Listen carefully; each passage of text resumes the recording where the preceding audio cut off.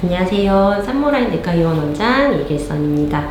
이번엔 우리나라 발생률 9위인 담낭암, 담관암에 대해서 살펴보려고 합니다. 담낭암, 담관암 들어보신 적 있으실까요? 사실 좀 익숙해 하시는 분들도 계시지만 사실 용어 자체가 생소하신 분들도 많을 걸로 생각이 됩니다. 남자분들보다는 여자분들이 조금 더 잘 생기는데요. 우리 몸에는 소화를 도와주기 위한 담낭이라는 장기가 간 밑에 붙어 있습니다. 그 담낭이 생기는 암이 담낭암이고요. 담즙이 만들어져서 이제 소화를 시키기 위해서 이제 이동하는 경로인 담관에 생기는 암이 담관암입니다. 그러면 어떨 때 이제 담낭암과 담관암이 잘 생기는지 조금 위험 요인들을 살펴보겠습니다. 담석이 있는 경우 담낭암 발생 빈도가 증가합니다. 그래서 최근에 이제 담석 때문에 담낭 절제술을 하게 되는 빈도가 늘어나면서 담낭암 발생률은 오히려 조금 줄어들고 있는 추세인데요.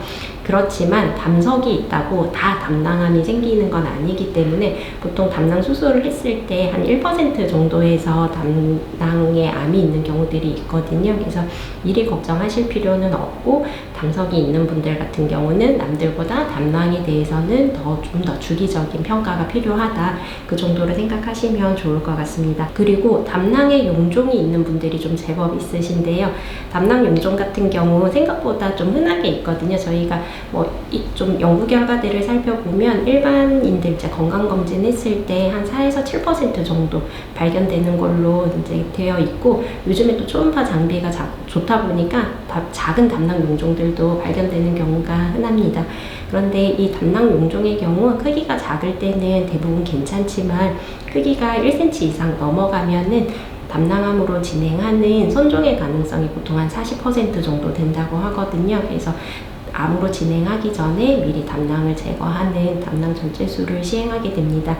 그러면 이 담낭을 왜 미리 제거하느냐 뒤에 얘기 드리겠지만, 담낭암의 경우 5년 생존율이 사실 5%밖에는 되지 않을 정도로 예후가 매우 나쁩니다. 그래서 암으로 진행할 가능성이 있으며 미리 제거하는 것이 좋습니다.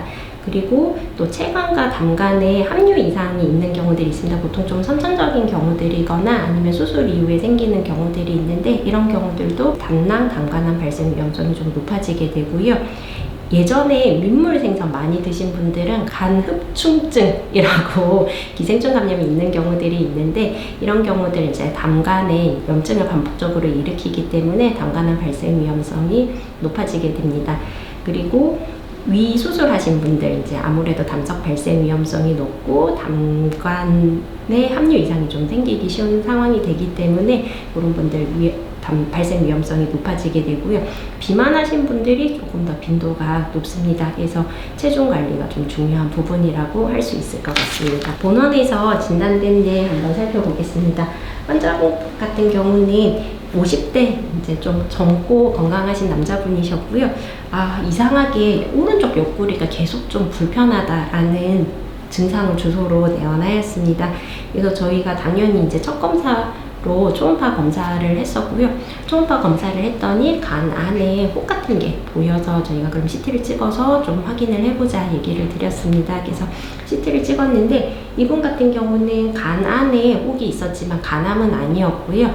담관에 생긴 간내 담관암으로 진단된 케이스입니다. 환자분 같은 경우 저희가 수술적 치료를 위해서 일단 상급병원 의뢰드린 상태입니다. 담낭암, 담관암 그러면 어떤 증상이 있을 때 검사해야 될지 좀 살펴보겠습니다. 대부분 초기에는 무증상입니다. 그리고 좀 정말 비특이적인 증상들이 많습니다.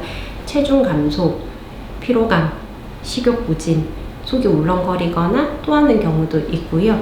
병이 좀 진행한 상태에서는 이제 황달이 좀 생기는 경우들, 그 다음에 원위부 담관에 생기게 되면 이제 십이지장이나 대장의 폐색이 생기는 경우들도 있습니다. 근데 대부분 서서히 진행하다 보니까 본인이 좀 잘 깨닫지 못하는 경우들이 있습니다. 그러면 어떻게 진단하느냐? 저희가 가장 흔히 하는 검사는 복부 초음파 검사입니다.